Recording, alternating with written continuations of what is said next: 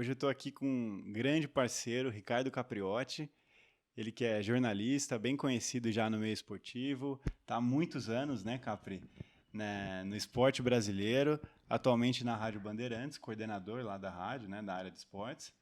E vai ser um prazer, obrigado por aceitar o convite. Vai ser muito bom a gente conversar um pouco aí como que foi a sua carreira e algumas coisas também interessantes que você viveu aí no esporte brasileiro. Bom, Léo, prazer estar aqui com você, poder falar um pouquinho de esporte, que é a minha história, né? Exato. Hoje eu trabalho com esporte, mas eu sempre pratiquei muito esporte, né? Desde criança. Então, para mim, falar em esporte é uma alegria e com um amigo como você, quem eu gosto bastante, é um prazer, né? Bater papo, falar sobre afinidades aí que a gente tem com o esporte. Com certeza. Capri, eu gosto sempre de começar entendendo um pouco a história, né? Como é que foi que você começou? De onde você veio? Como que foi como surgiu essa sua afinidade com o esporte e com o jornalismo? Então, é importante isso, não é? Porque a minha relação com o esporte vem desde criança mesmo, literalmente. Porque eu comecei a praticar esporte criança. A primeira modalidade que eu pratiquei com 9 anos de idade foi o beisebol, que é um esporte que pouca gente pratica aqui no Brasil, né? E naquela época, nos anos 1970, era um esporte, ainda mas era muito mais direcionado para a colônia japonesa. Os japoneses que introduziram o beisebol aqui no Brasil, né? Sim. E então eu era o único brasileiro no meio de um monte de criança japonesa. Inclusive os professores, que eram os pais das crianças, eram todos de origem asiática, japonesa, né? E eu comecei com 9 anos. E eu adorava jogar beisebol. Foi um esporte que eu me identifiquei muito, bastante mesmo. E aí depois do beisebol eu fui jogar basquete, aproveitar um pouquinho da minha altura, né? Quanto você tem de altura? 1,90 m.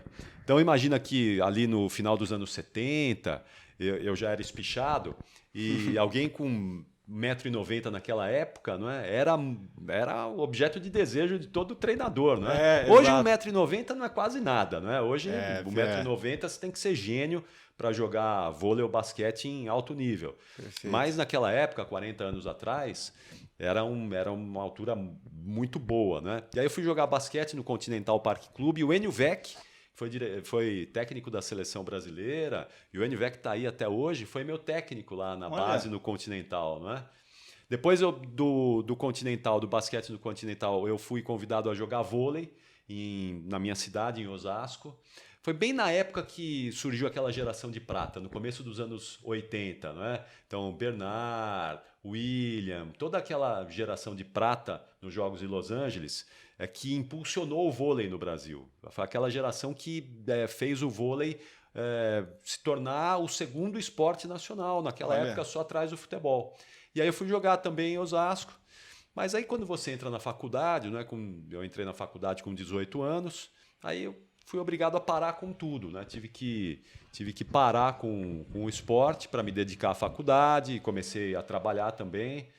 E aí eu parei com tudo. E aí depois, já com 33 anos, quando eu já estava trabalhando, já estava com a carreira, né, estabilizada, eu senti a necessidade de voltar a praticar um esporte, né? Eu fui atrás, inclusive, de um time de beisebol, queria voltar a jogar beisebol, sério. Mas aí, lá em Osasco não dava mais, não tinha time veterano. O único time que eu encontrei mais próximo ficava depois de Embu das Artes, era meio distante para mim, aí eu me desestimulei. E aí eu fiz uma cirurgia de varizes. E eu perguntei para o médico, não, escuta, eu não quero mais ter esse problema não, o que eu faço? Ele falou, caminha meia hora por dia que você não vai mais ter problema. E aí da caminhada para a corrida foi um passo, aí eu não parei mais, né? Já são 22 anos correndo. Caramba! Depois a gente vai falar um pouquinho mais da Capri Run e tudo mais, né? Sim. E como que foi? Você comentou que você entrou na faculdade com 18 anos, você já gostava de esporte. Sim. Desde o início da sua carreira como jornalista, ou mesmo quando você entrou na faculdade, você já sabia que você queria ser jornalista esportivo? Então, isso é interessante, né, Léo? Porque é o seguinte, na verdade, eu comecei a trabalhar em rádio aos 16 anos de idade. Nossa, né? sério? Com 16 anos eu comecei a trabalhar em rádio. E como que surgiu essa vontade? Tipo, Você tem uma voz muito já propícia, né? Sim, sim. Aí o alguém rádio, falava, porra, você vai pra rádio. Então, rádio é uma coisa que sempre teve presente no meu cotidiano desde criança. Meus pais ouviam muito rádio em casa, né? Tá, Você imagina uma influência, né, forte já. Em casa, de ouvir casa, rádio, não é? De ouvir, mas assim, eu ouvia rádio. Porque era muito ouvia comum também, né? Todo mundo, Sim, hoje em dia... imagina que 45 anos atrás, era rádio, televisão e jornal. Você não tinha internet, não tinha streaming, não tinha nada disso. Não tinha videogame, não tinha podcast, não tinha smartphone, não tinha podcast, nada disso. Você tinha rádio, televisão e jornal. Então eu assistia bastante televisão, via muita TV, ouvia muito rádio com os meus pais ali, porque na época deles o rádio era mais forte do que a televisão, então eles tinham esse hábito e passaram para mim também. E lia jornal, não é? Eu gostava de ler jornal também. E eu cresci com esse hábito. Eu cresci ouvindo muito rádio, ouvindo transmissões esportivas. Meu pai gostava de ouvir transmissões pelo rádio, né? Você tinha menos transmissões de futebol na televisão naquela época, era muito mais pelo rádio mesmo. Tá. E aí, quando eu tinha uns 14 ou 15 anos mais ou menos, abriu uma emissora de rádio em Osasco.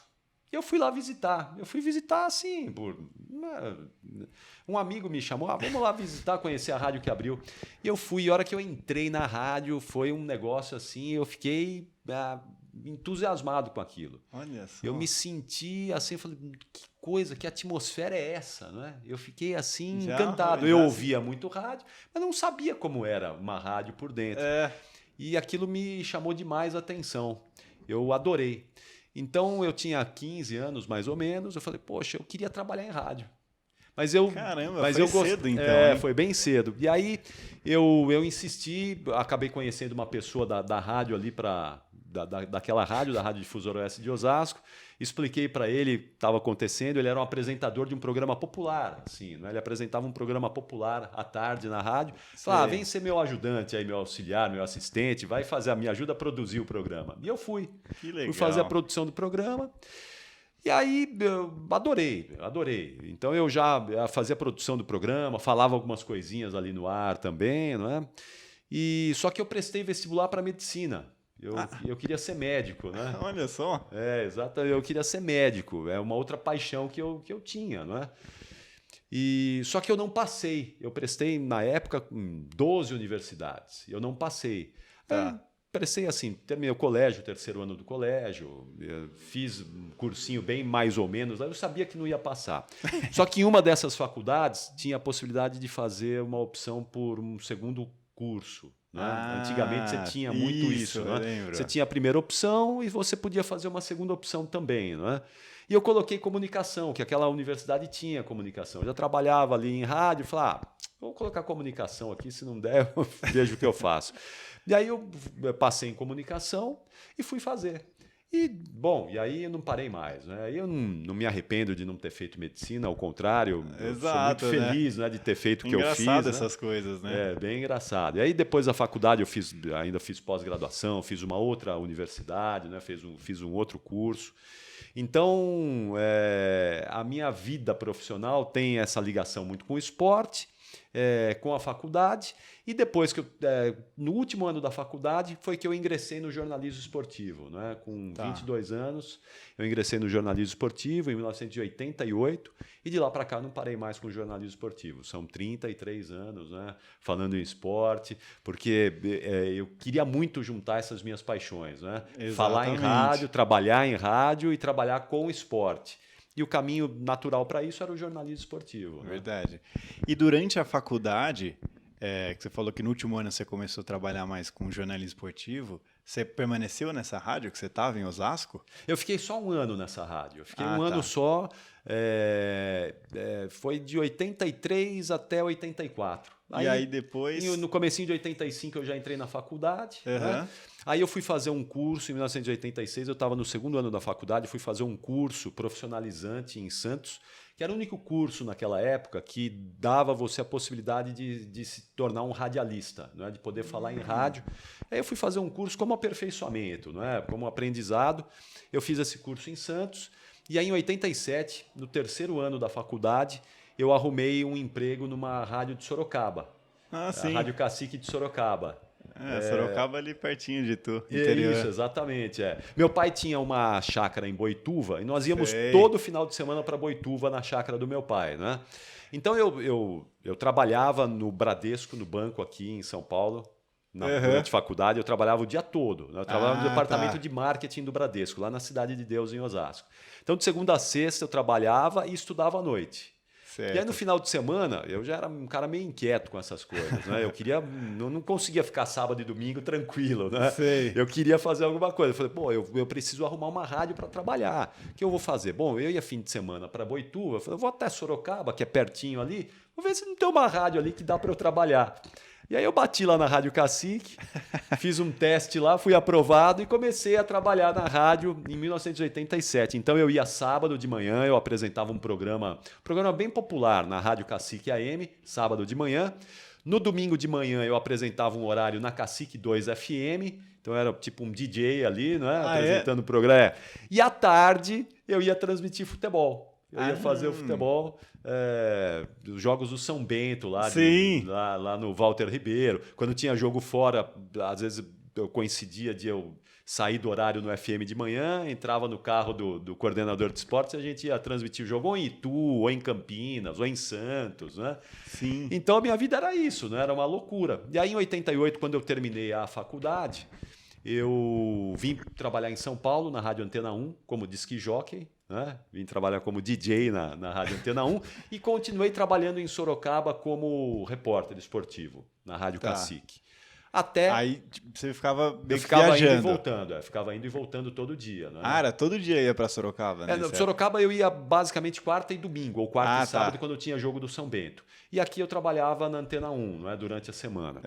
E aí em 1991, a Rádio Gazeta estava desmembrando da Rádio Record na oportunidade, elas tinham uma equipe juntas, Rádio Record e Rádio Gazeta. Era a mesma equipe que transmitia nos dois prefixos. Só que a Rádio Gazeta se separou da Record. Certo. A Record montou uma equipe e a Gazeta montou outra. E a Gazeta me convidou para trabalhar aqui. Então eu saí da Rádio Cacique em 91, em Sorocaba. Aí eu segui na Antena 1 e na Rádio Gazeta, né, com jornalismo esportivo. Sim. E aí em 93 eu fui para a Rádio Bandeirantes. E de lá eu não saí mais. Né? Quer dizer, mais não. Eu saí um pouquinho, mas voltei logo depois. 93, pra você ter ideia, foi quando eu nasci, Capri. Olha aí, você vê como é que é, Léo. Você estava nascendo e eu já estava chegando na Rádio Bandeirantes. Bandeirantes. Estava chegando na Rádio Bandeirantes. Show de bola. E aí depois, eu vi que você já ganhou várias premiações, né? Tem uma sigla, né? Como que chama essa instituição? É o troféu ACESP, né? O troféu Ford ACESP.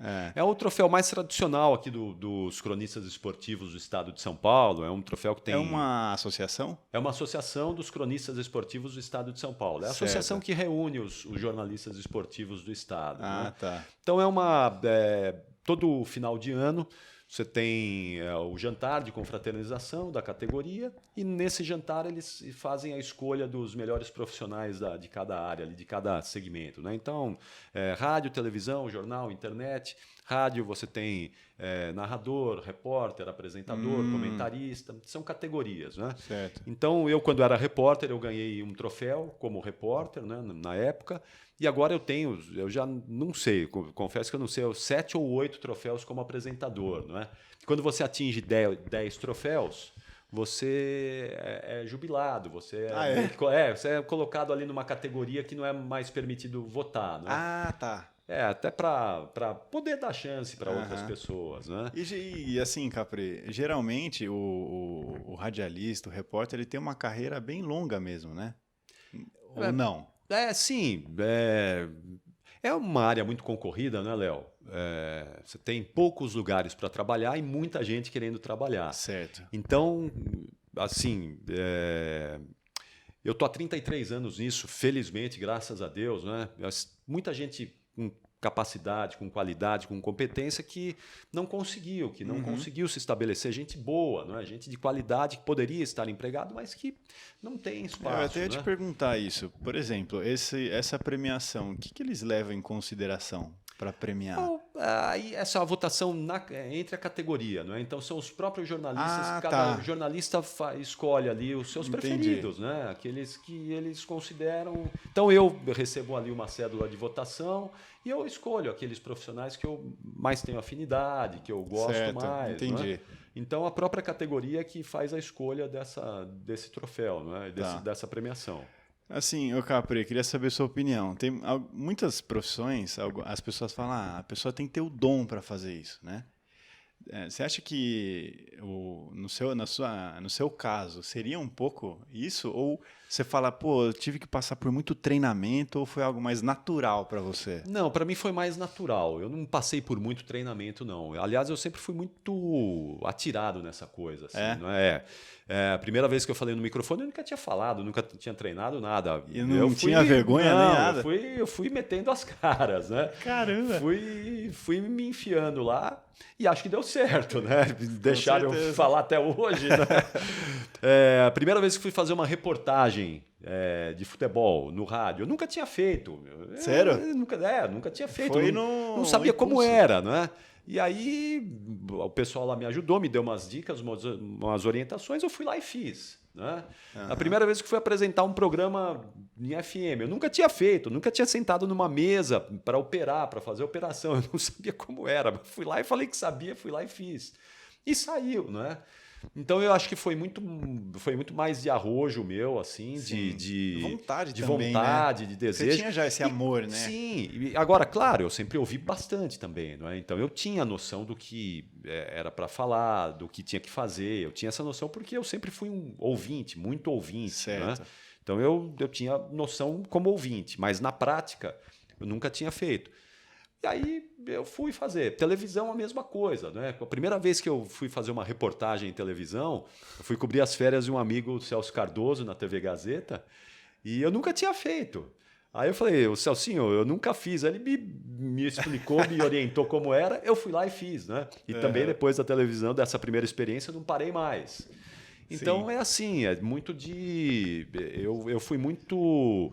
menos do treinamento e mais do meu desejo, da minha vontade ali, né? Da minha cara de pau de ir lá e colocar as coisas em prática, né? E assim, quando você começou, Capri, você tinha algum mentor ou algum cara que você se espelhava? Que você falou, puta, eu gosto do jeito desse cara. Teve isso? Sim, eu tinha muita gente que eram minhas referências, assim. No jornalismo esportivo, por exemplo, como eu via muito rádio, né? Então eu gostava muito de um cara que depois eu fui trabalhar com ele, que era o José Silvério, né? Depois nós trabalhamos juntos na Rádio prazer gigante, né? Você admirar o cara, depois trabalhar. Né? Então o Silvério era um cara que eu admirava muito, o Osmar Santos era um cara que eu admirava muito, mas que infelizmente eu não consegui trabalhar com ele. Assim, eu costumo brincar que dos grandes gênios do jornalismo esportivo da minha época, né? Eu trabalhei com quase todos, menos o Osmar. Eu trabalhei com o José Silvério, trabalhei com o Fiore Gilhote, que foi outro gênio, né? Trabalhei com o Pedro Luiz Pauliello, que era de uma geração anterior, mas foi um jornalista brilhante, não é da sua época, mas foi um cara brilhante, ele foi meu chefe na Rádio Gazeta. E então foram assim, era essa gente que eu ouvia muito, né, que eu acompanhava muito com os meus pais, essas transmissões todas, né? Tinha um programa que eu ouvia muito também, que era com o Lucas Neto, né? E era um programa que eu ouvi. Depois eu tive a honra e o prazer de trabalhar com o Lucas na Rádio Gazeta. Então a profissão me deu esse presente de poder também trabalhar com gente que eram meus ídolos, né? Sim. E assim, eu assim, sou leigo, né, óbvio. Mas eu vejo que é preciso ter muita criatividade, né? Para você tem que ter um toque seu e ao mesmo tempo conseguir envolver as pessoas, e aí isso forma o seu carisma e tudo mais, né? Eu acho que cada um começa a desenvolver o seu jeito, né? Sim. Mas eu fico muito surpreendido, assim, acho muito bacana essa criatividade mesmo que você tem que ter, porque aí você vai poder me explicar melhor. Tem todo um script ou igual a gente estava conversando aqui antes? Você vai criando na hora? Como que funciona mais ou menos? O rádio é legal por isso, né? Porque o rádio te dá essa criatividade, o rádio te dá essa questão do improviso. O rádio tem essa capacidade, porque no rádio é muito mais isso. A televisão, você é muito mais roteirizado, vamos Certo. dizer assim. Não é? Você tem um suporte maior para poder fazer aquilo. Então, na televisão você tem, por exemplo, o teleprompter, né? Que é Sim. aquele equipamento que Você você vai lê a lendo, né? notícia ali. No rádio você não tem isso. No rádio é você, não é? É a sua capacidade de improvisação, a sua capacidade de criação.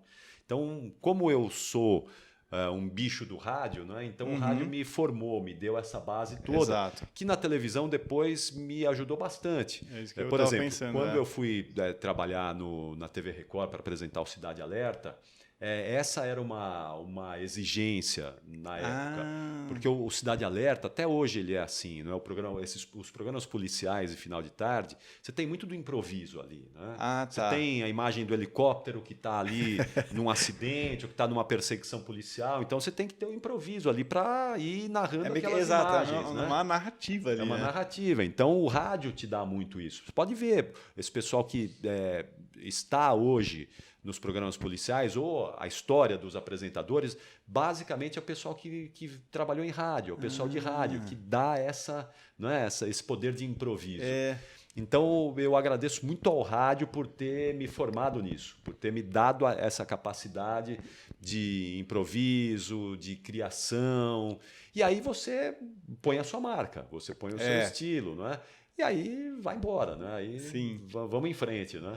E também, outro ponto que eu estava refletindo aqui, como você trabalha com mídia, você tem que estar sempre bem informado, né, do que está acontecendo. Então, por exemplo, no esporte.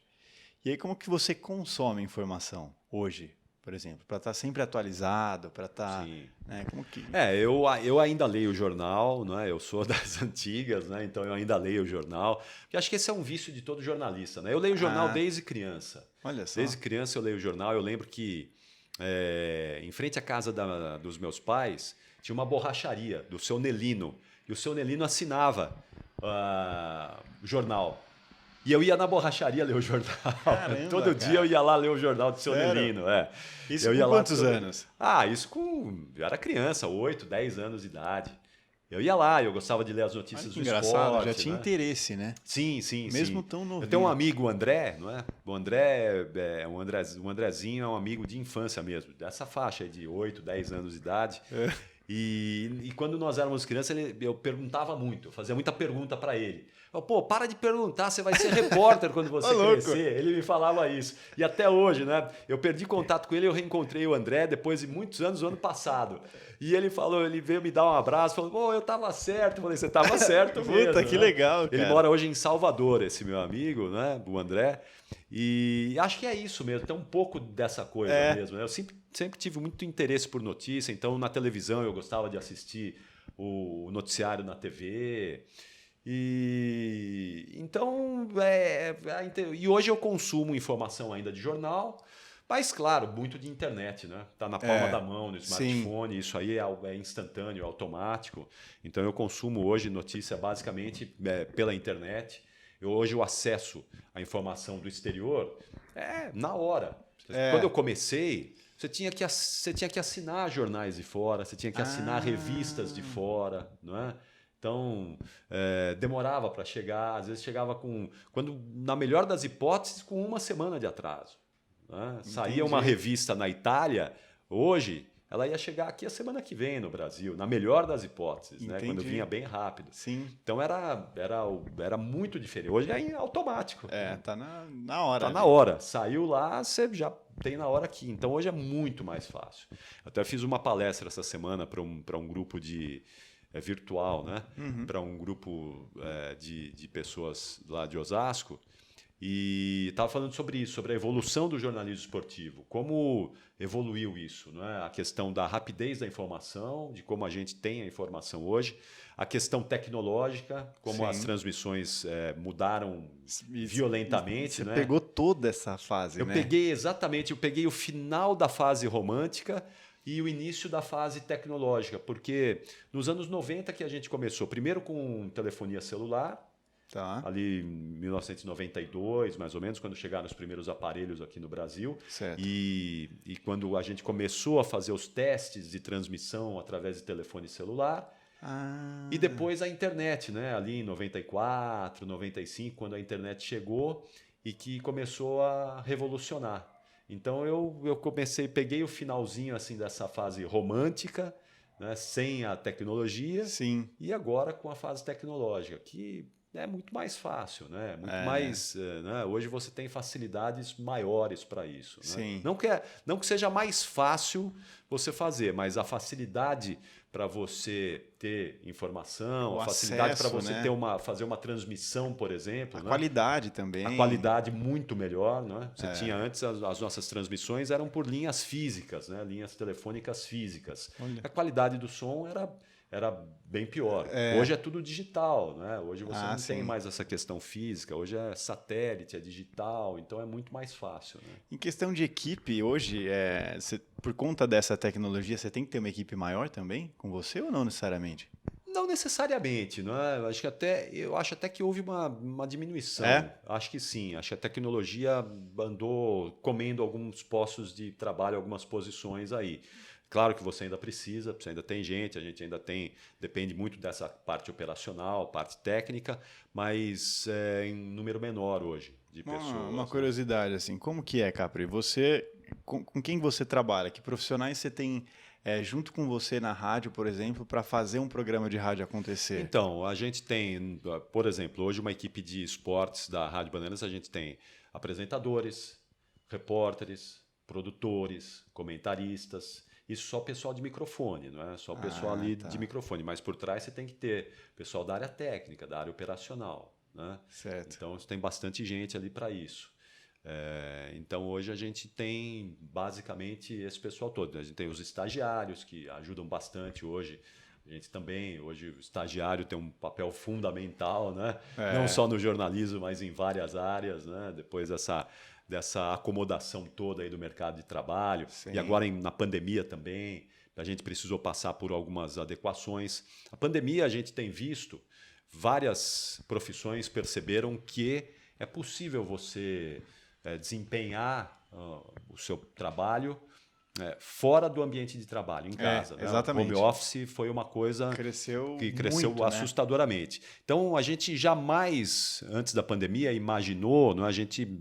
Era impossível imaginar que poderia se fazer rádio longe do estúdio, em casa. E a pandemia provou que é possível. Né? Então, hoje eu tenho meu estúdio em casa, eu trabalho, apresento vários programas da minha casa. Se você pegar aí na televisão, você vai ver que tem transmissões de jogos de futebol feitos em casa. Olha. O comentarista, o narrador e o comentarista de arbitragem, cada um na sua casa. Né? Eles não precisam ir para a emissora para fazer a transmissão. Na né? TV, a gente vê, né, as camerinhas lá. Exato. Então, acho que essa pandemia serviu para mostrar para o jornalismo esportivo, que sim, é possível, não é, a gente fazer um trabalho também de casa. Que antes a gente ia achar que seria uma loucura, não daria. Mas a pandemia obrigou e mostrou que é possível. Sim. E Capri, estava vendo, você já viajou para vários países, né, para cobrir Olimpíadas, Copa do Mundo, tudo mais. Conta um pouco, assim, como que foi quando você começou a realmente viajar, ou alguma experiência muito boa que você teve?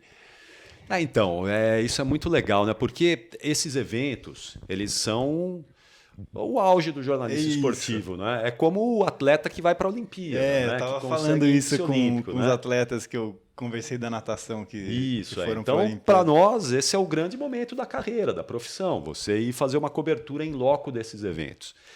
E, poxa, tem profissional, né? Profissional muito bom, muito competente, que nunca conseguiu ir para um evento como esse. Não é porque o cara não é bom, é porque não deu certo, não casou, não deu certo. E aí eu, felizmente, né, graças a Deus, em 94 para cá, eu estive em todas as Copas, menos a do Japão e da Coreia, e eu não fui, eu já estava credenciado para essa Copa, para ir pela Rádio Bandeirantes, mas foi o ano que eu saí da Bandeirantes e fui para a TV Record. E a Record não era detentora dos direitos, então eu não pude ir para a Copa, para essa, não é? Mas aí eu fui na de 2006 pela TV Record, aí na de 2006 eu fui pela Record. E todas as outras pela Bandeirantes, não é? Mas isso é engraçado, porque em 94, na Copa dos Estados Unidos, foi a primeira Copa que eu fui, Eu tinha 6 meses de Rádio Bandeirantes. Caramba! Eu tinha 6 meses. E essa é uma história interessante, né? Porque em dezembro de 93 eu trabalhava na Rádio Gazeta. Em dezembro de 93 a Rádio Bandeirantes me convidou para ir para lá, né? Para trabalhar lá. E eu fui, o Sérgio Cunha era o meu chefe, o cara das antigas, né? Um jornalista das antigas. Ele me convidou, eu fui, eu fiz a troca. E o primeiro evento que eu participei, que eu transmiti, foi a São Silvestre, de 94, de 93. 31 de dezembro de 93 era o meu primeiro trabalho escalado lá na Rádio Bandeirantes, de transmissão. Eu já tinha feito algumas coisinhas lá no dia a dia, mas transmissão, a minha primeira foi a São Silvestre de 93. E aí eu trabalhei, fiz a transmissão, tudo. No final, o Poltergar ganhou a prova, o lendário Poltergar, e eu fui entrevistar o Poltergar. Ele era de qual país? Keniano, tá. Super campeão, ultra campeão, um monstro das pistas e das provas de fundo depois, né? E aí eu entrevistei o Poltergar no final da prova, vencedor e tal. Tudo bem, beleza. Aí eu cheguei no dia 2 de janeiro para trabalhar, cheguei na Bandeirantes no dia 2 de janeiro, entrei assim na redação, aí o Sérgio Cunha, que era o meu chefe, me chamou e falou: ó, você vai para a Copa do Mundo, se prepara aí. Caraca! Como assim, o Sérgio? Ele é um cara brincalhão, né? Ele tá vivo, graças a Deus. Você achou que era uma zoeira dele? Eu achei dele? que era uma brincadeira dele, né? Achei que ele tava brincando comigo, tava tirando um sarro, né? Imagina, tinha mais 5 repórteres na minha frente ali para ir para a Copa do Mundo, né? Sim. Gente de muita qualidade e que acabaram indo também. Eu jamais imaginava que ia para a Copa, né? Tinha acabado de chegar no trabalho, né? Com tanta gente na minha frente ali. Nossa, cara. Aí eu falei: Sérgio, para de brincar aí. Eu falei: não, eu tô falando sério, pode se preparar que você vai para a Copa do Mundo. E foi mesmo, né? Então, foi um choque. E de lá para cá, eu não parei mais. Aí depois, os Jogos Olímpicos também, eu cobri 3 Jogos Olímpicos em loco. E esse é o grande momento nosso, né? É o momento que o jornalista esportivo aparece para valer. Você trabalha muito igual um maluco, né? Você trabalha ali 16, 18 horas por dia. Caramba, e puxado. principalmente quando tem essa coisa do fuso horário muito grande, né? Quando tem a questão do fuso, você trabalha bastante, mas é um trabalho que te enche de prazer, né? Porque é como você dá no auge da sua profissão, né? Como você ir lá para uma final de 100 metros, para uma final de qualquer competição olímpica ali. É o auge do nosso Teve trabalho. alguma dessas que te marcou mais assim, Capri? Toda a cobertura dessa marca muito, né? Mas eu costumo dizer que a primeira ela é sempre mais marcante. E eu digo que na primeira Copa do Mundo, na Copa dos Estados Unidos, aquele jogo do Brasil contra a Holanda, que o Brasil sofreu para ganhar por 3-2, aquele gol de falta do Branco, né? Eu estava ali no estádio, sofrendo junto ali com o time, né? Sabia que se saísse ali a gente ia voltar mais cedo para casa. Então, foi o melhor jogo da Copa. Brasil e Holanda foi o melhor jogo daquela Copa do Mundo, né? Então ali me marcou muito, sabe? Eu fiquei bem emocionado de fazer aquele jogo, aquela primeira transmissão ali naquela Copa. E depois, na Copa seguinte, na França, em 98, Brasil e Holanda voltaram a fazer também o melhor jogo da Copa. E o Brasil quase caiu para a Holanda também, passou nos pênaltis. Foi um baita de um sufoco, foi um jogo que o Zagallo... Nossa, o Zagallo foi a loucura ali, né? Então, esses momentos assim são marcantes. Falando de Olimpíada, para mim foi muito marcante narrar a vitória do Usain Bolt nos 100 metros rasos aqui no Rio de Janeiro. Né? Eu estava lá no Engenhão, narrando aquela prova. Sensacional. Então isso é muito emocionante. Depois o Bolt passou na minha frente ali na tribuna de imprensa. É porque eles precisam passar ali, é um protocolo, né? Eles passam ali, ver o Bolt, né? Um negócio, fenomenal, um gênio, né? um ícone do esporte. Né? Eu tenho muito respeito pelos atletas, né? Pelos esportistas, porque são gênios, né? São caras brilhantes, talhados ali, que Deus escolheu ali, botou o dedo em cima dos caras, né? Falou: você vai ser gênio nisso aqui. Exatamente. Então tem muito respeito por esses caras, muita admiração, e ainda mais aqui no Brasil, né? Esses caras têm uma dificuldade enorme, gigantesca, de poder estar numa Olimpíada. Um medalhista olímpico no Brasil é um cara que tem que ser reverenciado para sempre, né? Então, encontrar um gênio como esse, né? Como um Bolt, como o Phelps, né? Esses caras que são geniais, é sempre muito emocionante, né? Sim. E até, assim, o Brasil a gente vê muitas vezes, né, o cara, por mais que ele seja campeão ou participe de uma Olimpíada, muitas vezes ele não tem um destaque, né, uma notoriedade tão grande. Outros países valorizam muito mais isso, né? Sim, sim. E a gente sabe, né, quem está mais envolvido nesse meio esportivo, eu acho que o maior sonho, a maior vontade é que o esporte fique cada vez mais evidente, né? Claro. Que as bases tenham mais acesso, Sim. né? Que as pessoas que têm menos condições consigam, através, pelo menos, do Estado, ter alguma condição de praticar um esporte com o mínimo de infraestrutura. Sim. Isso é muito bacana. E como a gente convive, né, com alguns atletas, a gente escuta muito, né, isso o tempo todo. Sim. Sim, e você sim. ainda mais sempre acabou vivenciando isso, né? Que aqui no Brasil, né, Léo, infelizmente a gente tem essa coisa da monocultura esportiva. A gente é o país do futebol, né? Exato, bem colocado. E aí a gente fica na dependência do surgimento de um ou outro gênio numa outra modalidade esportiva. E por que a gente é o país do futebol, da monocultura esportiva? Porque, infelizmente, nós não somos um país que tem como cultura incentivar as crianças a praticar um esporte desde cedo. Então, as crianças, muito raramente, elas têm a chance de ter uma iniciação esportiva, de participar de uma escolinha, de ter ali contato com várias modalidades, depois poder escolher uma que ela tem mais afinidade. Quantos talentos a gente perde num país com 210 milhões de habitantes? Quanta gente que poderia ser medalhista olímpico, mas que não teve a chance, não teve a oportunidade lá atrás de ter contato com o esporte, né? De ter contato com uma modalidade. Então, é mais fácil você jogar futebol, porque é o esporte que está aqui desde sempre, há mais de 100 anos, né? E que deu as principais glórias do esporte para a gente. Então, uma criança é fácil, porque no condomínio dela tem uma quadra, ou na escola o futebol. O professor de educação física acaba dando mais futebol. Mais futebol, porque a criançada quer jogar futebol, né?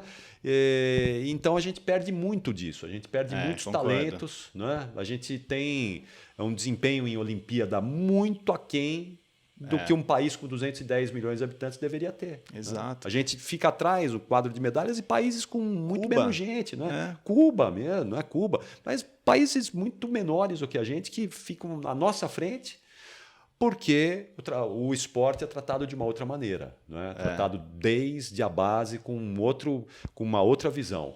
O esporte ele faz parte da cultura de um país. Né? Então, enquanto a gente não mudar a cultura do país, enquanto a gente não mudar a educação do Brasil, infelizmente a gente vai continuar tendo esse tipo de coisa. Né? Esse é o ponto, com certeza. E quando a gente viaja para fora, você já viajou para vários países acompanhando esse meio esportivo, fica muito mais claro, né? Sim. Eu tive a oportunidade de algumas vezes ir conversar com ou profissionais que vieram para o Brasil mesmo. Às vezes fiz curso com alguns outros treinadores. E aí quando a gente vê a realidade, é muito diferente. Mesmo em alto nível. Justamente por conta do conhecimento, né? Às vezes, por exemplo, a gente sabe que hoje muita informação boa ainda está em outra língua, está em inglês, por exemplo. E aí, às vezes, a gente não tem acesso a esse tipo de informação e acaba ficando para trás. Sim, né? sim. Já melhorou muito. Né? O próprio futebol, a preparação física no futebol, nem muito tempo atrás, era muito precária se a gente fosse analisar, né? E depois eles começaram a melhorar. Hoje os clubes, né, os grandes clubes já têm excelentes centros de treinamento, já investem muito mais nisso. Exatamente. Mas antes era muito... Não, isso aí machuca, tal, uma visão, né? Uma visão bem distorcida. E esse intercâmbio que a gente teve sempre muita dificuldade em ter, que agora é mais aberto, né? Que ajuda muito a evoluir o nosso esporte. Exato. E o principal deles, que é o futebol, que é isso, né? A gente teve uma abertura e isso é fundamental. Mas parte muito disso da educação mesmo, da cultura, né, Exato. Léo? Porque você já tem essa dificuldade, né? O Brasil é um país que fala pouco inglês. Né? Então você tem uma dificuldade grande nisso. E os principais trabalhos, estudos, são em inglês. Né? Então você já tem uma dificuldade no acesso para isso. Então passa mesmo por uma questão educacional, passa mesmo por uma questão... É a raiz de tudo, a raiz de tudo, né? A raiz de tudo, enquanto a gente não conseguir mudar isso, impactar verdadeiramente a educação do Brasil, a gente vai ter desdobramentos em todas as áreas, né? É verdade. O Capri, e falando um pouco agora da Capri Run, Opa! como que surgiu como que foi a sua ideia, surgiu essa vontade? Bom, eu quero criar uma prova de corrida de rua. Quando foi e como? Não, então isso é legal você perguntar, porque eu não quis criar nada, né? Eu nem crio, né? Eu nem quero ter essa denominação de organizador, de nada disso. Porque isso surgiu como uma brincadeira e eu espero que continue como uma brincadeira, apesar de ter crescido muito, né?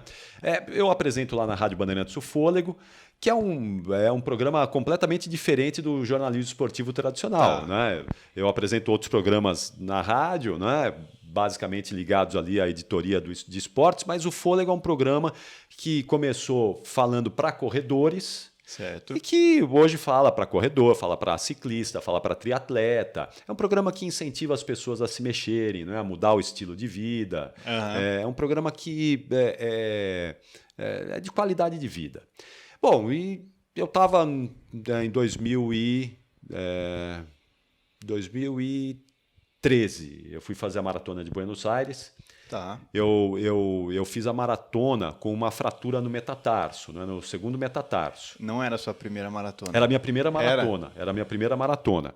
E aí, o Gustavo Malhoca, que é o meu médico, eu fui lá e falei, Doc, o que nós vamos fazer? Ele falou, não, pode fazer a prova, mas depois você vai ter que ficar 3 meses parado. Tá bom. Aí eu fui lá, fiz a prova, fiz a maratona, voltei em outubro, né? E fiquei 3 meses parado.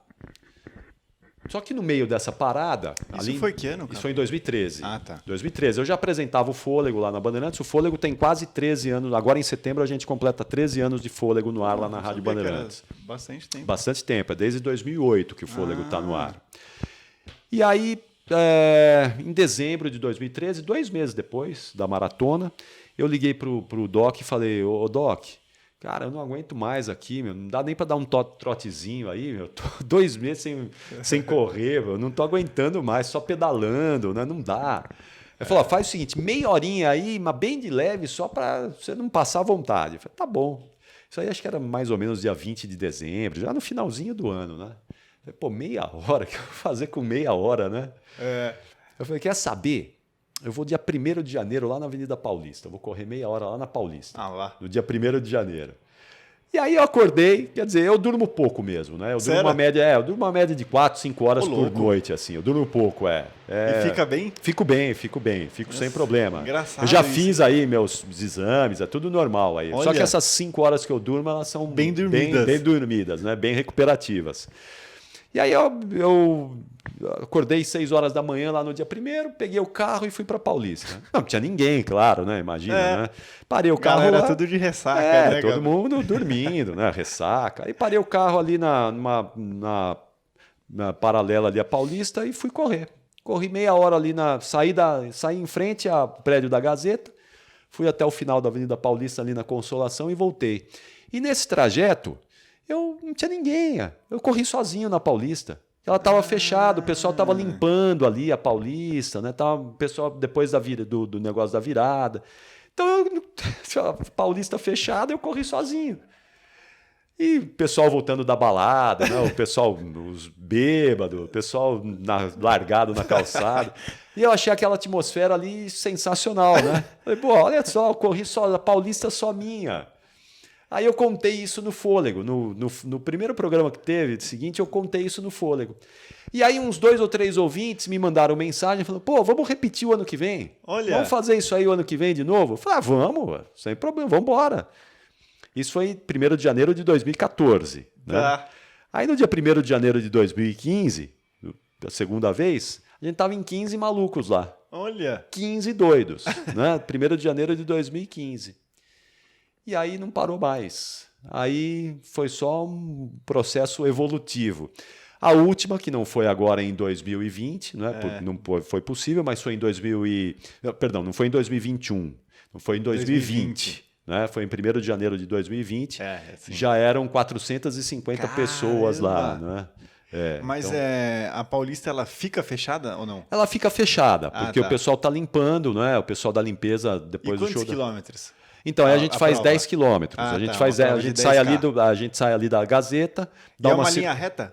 A gente vai até o final da Paulista, aí desce a Consolação, dá uma circuladinha ali pelo centro e volta subindo a Brigadeiro, né? Sobe a Brigadeiro e chega na Paulista. E todos os anos você fez junto, Capri? Eu vou junto com a galera, eu vou junto com o pessoal, eu faço a prova, eu vou junto. Teve um ano só que eu fui na bicicleta que eu não estava legal, eu estava com um problema acho que estava com alguma lesãozinha ali, não pude correr, aí eu fui pedalando, né? Mas eu vou com a galera. Esse ano que a gente estava em 450 pessoas, eu estava junto, correndo. E a gente tem as sucursais agora da Capirun, né? Então tem Capirun em Foz do Iguaçu, em Santos, no Rio de Janeiro, em Ilhabela. Porque o conceito disso não é uma prova, não é? Eu não ganho nada com isso, não tem inscrição, não tem nada. É um encontro de amigos, ali gente que gosta de correr, exato, né? Então agora tem muita gente que corre a São Silvestre de fora de São Paulo no dia 31, passa a virada do ano em São Paulo e vai lá para Capirun também, não é? Então, assim, é uma coisa informal. Capri, são dia 1º? Todas, dia 1º, 7 da manhã. Entendi. Tudo dia 1º, 7 da padrão. Então, o que eu digo é que a Capirun, como ela não é uma prova, ela é um conceito, né? Certo. Então eu incentivo as pessoas a fazerem a Capirun em todo lugar do mundo, né? Então quem corre no dia 1º de janeiro às 7 da manhã, 10 quilômetros, fez uma Capirun, né? Legal. Então por isso que muito eu recebo mensagem de gente fotos da Europa, da Europa, do Japão, dos Estados Unidos, que né? Legal. Gente que corre em todo lugar do mundo e que faz a sua Capirun. Então esse é o conceito, né? Poder correr no dia 1º de janeiro, 7 horas da manhã e mostrar para o mundo que aquilo que a gente faz nos outros 364 dias é possível também fazer no dia 1º às 7 da manhã. Sim. É isso. Eu acho que a Priscila... A Priscila Hironi. Ela fez, né? Ela fez. A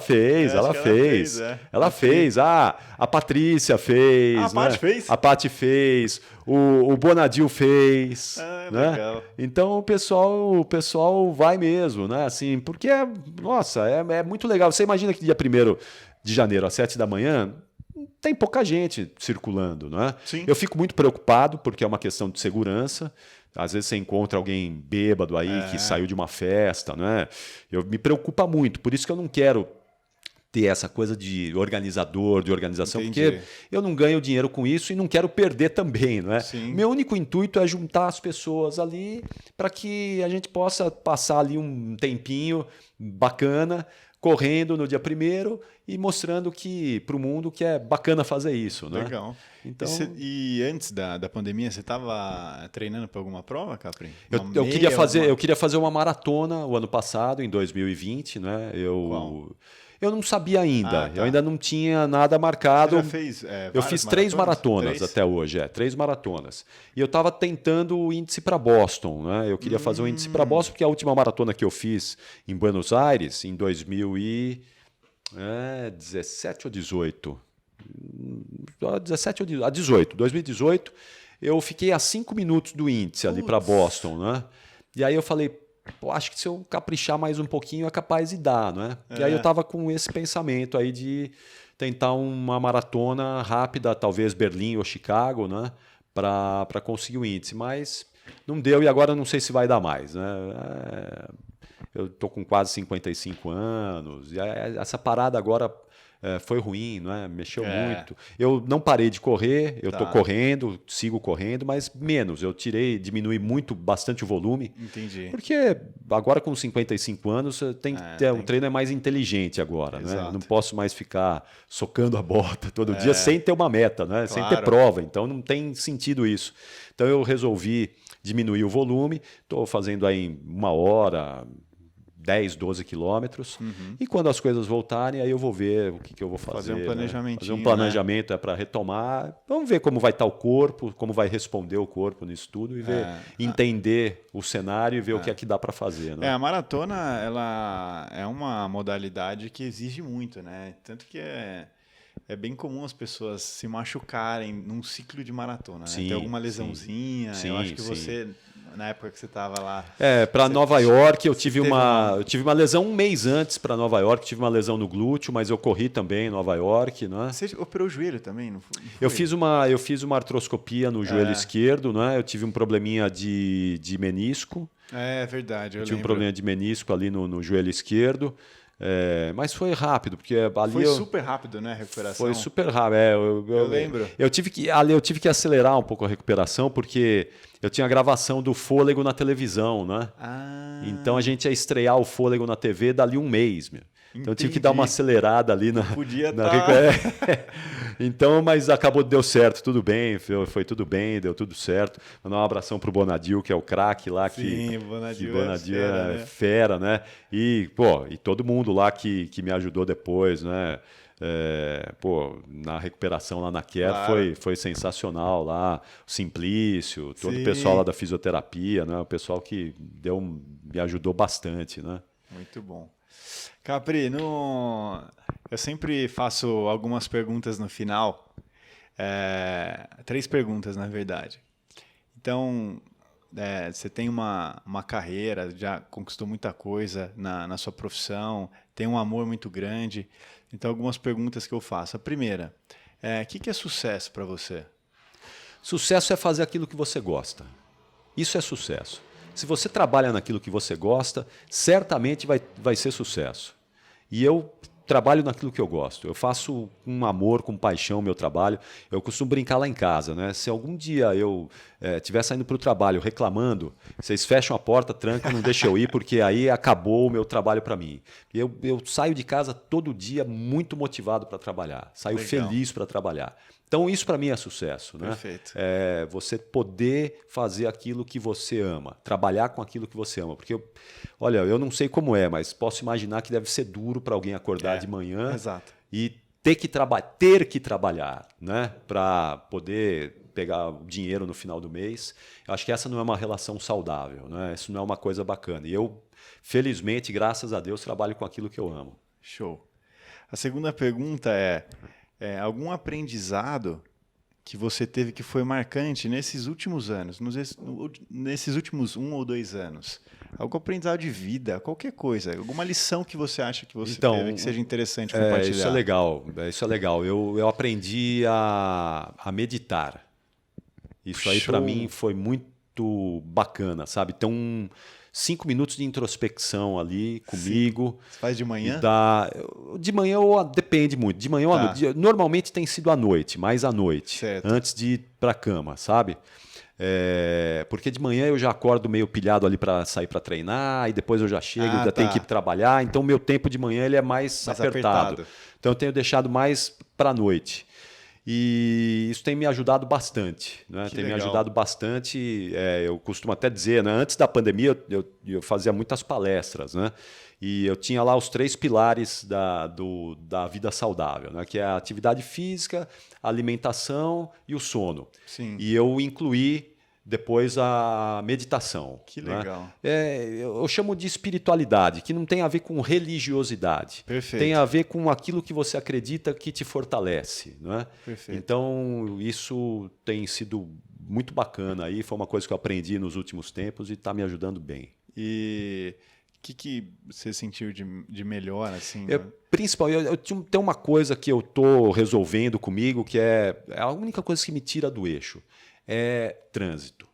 É uma coisa que me tira do prumo, sabe? Sim. É uma coisa que eu estou ajustando. E me melhorou muito. Olha. Né? Melhorou bastante. Eu não conseguia ver gente fazendo coisa errada no trânsito, eu ficava alucinado. Hoje eu já trato isso de uma maneira melhor. Ainda não está 100% resolvido, sim, mas está melhorando. Processo. É um processo, tá sendo resolvido. Né? Que legal. Então, acho que isso me ajudou bastante. E me ajuda muito nos treinos também. Porque quando eu faço à noite, eu paro 5 minutos ali, eu acordo com uma energia diferente no dia seguinte. Né?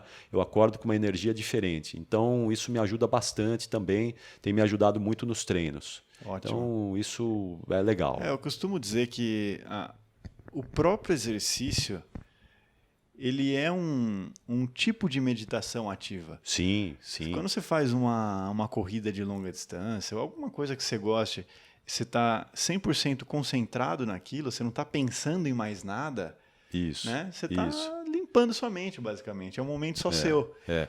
Né? Eu costumo dizer isso, né? Eu falo muito isso lá no Fôlego, que a corrida é a hora que eu resolvo todos os meus problemas. Quando eu estou correndo, então eu estou com a minha mente, é o momento que eu estou mais criativo, é onde eu tenho as ideias do trabalho, né? Onde fluem as ideias do trabalho. Muito legal, cara. É onde eu resolvo as minhas questões pessoais, ali, se tem alguma questão familiar, pessoal ali, é onde eu estou resolvendo.